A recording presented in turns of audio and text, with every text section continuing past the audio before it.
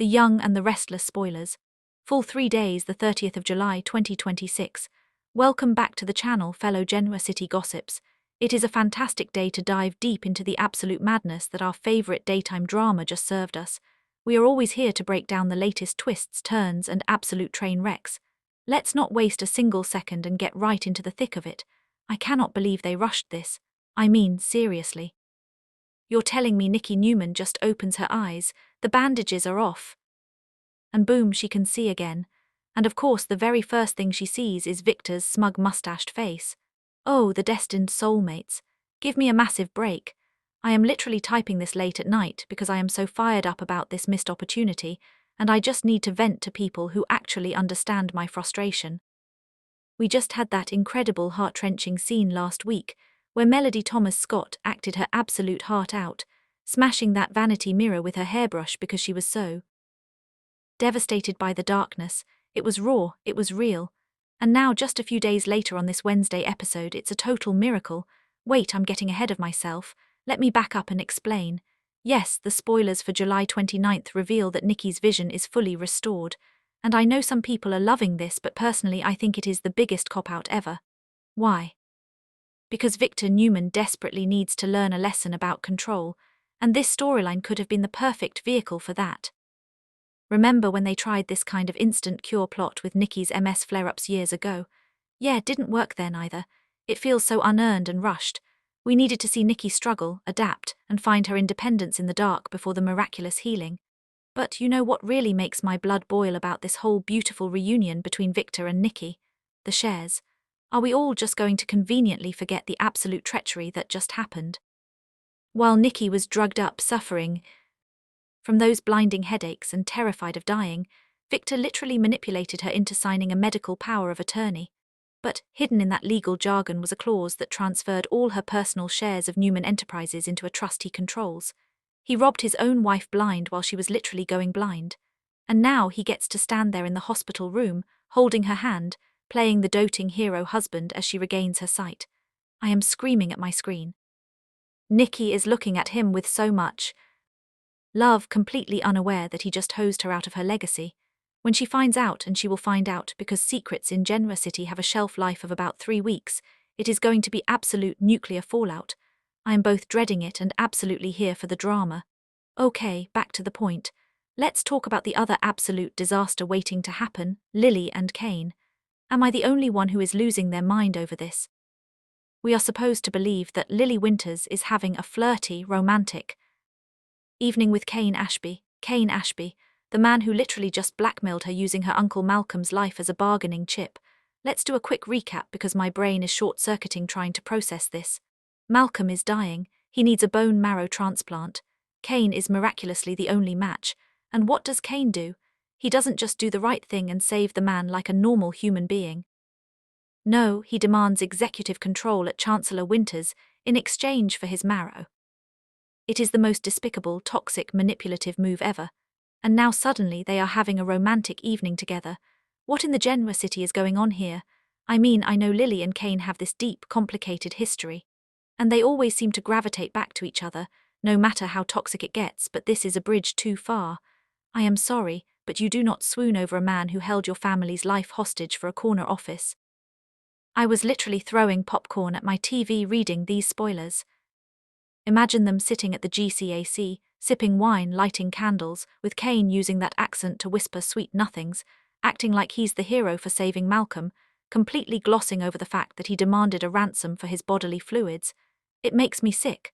Thankfully, the spoilers say that the very next day Lily set strict boundaries with him, but honestly, the fact that she even entertained a romantic night with him makes me question her sanity. Maybe she's playing him. Like maybe she's trying to get him to drop his guard so she can legally outmaneuver his Chancellor Winters contract. Wait, no, that's giving the writers too much credit. She's probably just falling back into her old toxic patterns because Kane knows exactly what to say to her. It's exhausting. I've been watching since 2015, and this is the worst thing they've done to Lily's character growth. She is a powerful CEO. She should be looking Kane in the eye and telling him he is a business transaction and nothing more. And speaking of toxic patterns, can we talk about Billy Abbott? I need a massive glass of water just thinking about this man. So the spoilers reveal that Billy is going to violently confront Adam Newman because he finds out Adam's massive secret involving Sally Spectra. What is the secret?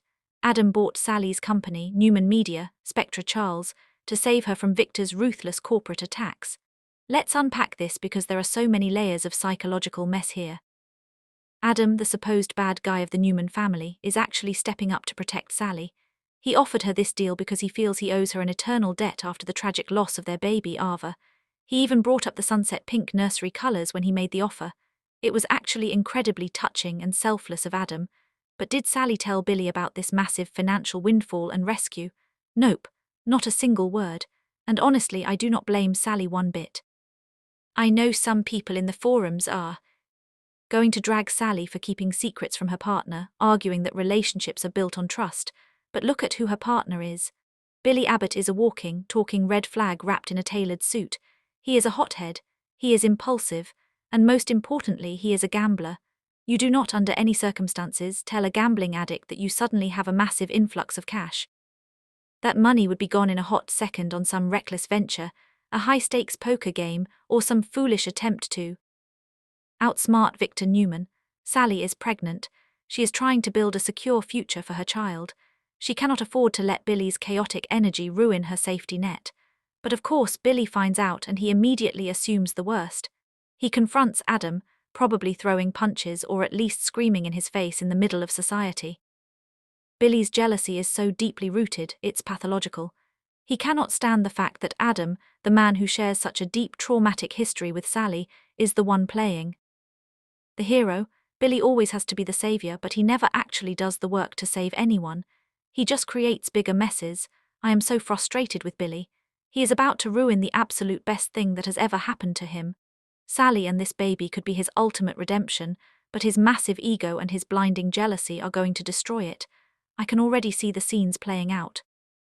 Billy screaming at Sally, accusing her of still loving Adam, accusing her of plotting behind his back. And Sally, who is already so paranoid and stressed out about Victor's attacks, is going to be pushed to the absolute breaking point. Actually, maybe Billy has a tiny right to be mad.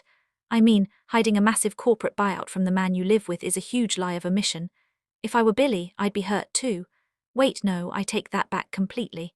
Billy lost the right to demand blind trust when he proved time and time again that he can't handle responsibility.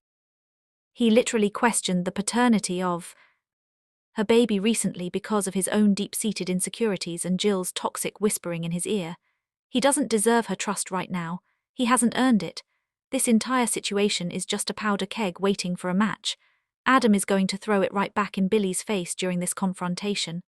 Adam will probably point out very smugly that Billy couldn't protect Sally from Victor, so Adam had to step in and do a real man's job. And Adam is right. Victor is a monster who is actively trying to destroy a pregnant woman's livelihood just to prove a point. Where was Billy's grand plan to stop Victor? Oh right, he didn't have one because he's too busy throwing tantrums and feeling sorry for himself. The history between Billy and Adam makes this so much worse. We all know this goes back to the tragic loss of Delia. Billy sees Adam not just as a romantic rival for Sally's affections, but as the literal source of his greatest life trauma. So for Adam to now be the savior of Billy's current pregnant girlfriend, it's a psychological trigger of massive proportions. Billy's brain simply cannot process Adam as a good guy. To Billy, Adam helping Sally is a direct threat to his manhood and his sanity. I am dreading what this is going to do to Sally. She has been through so much trauma already. The loss of baby Ava absolutely broke her, and Courtney Hope has been playing that underlying grief so beautifully. Sally is just trying to survive in a town that constantly wants to chew her up and spit her out. She is in survival mode. Taking Adam's money was a survival tactic to escape Victor's crosshairs. It wasn't about romance. It was about security for her unborn child, but Billy will never see it that way. He will only see the betrayal. He will only see Adam winning. And you know what the saddest part is? Billy's reaction is exactly why Sally didn't tell him in the first place. It is a self-fulfilling prophecy. By exploding at Adam and undoubtedly exploding at Sally later, Billy is proving her right. He is proving that he is too hot-headed, too jealous, and too unstable to handle real adult problems. If he had just taken a breath, sat down with Sally and asked her why she felt she couldn't tell him, they might have had a breakthrough. But this is Billy Abbott we are talking about. He doesn't do breakthroughs. He does breakdowns, so here we are. Nikki is blindly loving the man who robbed her. Lily is flirting with her blackmailer. And Billy is about to torch his relationship because he can't handle the fact that Adam saved the day. Genwa City is an absolute mess right now, and as much as I complain, I am going to be glued to my screen watching every single second of it. Let me know what you guys think, because I am losing my mind over here.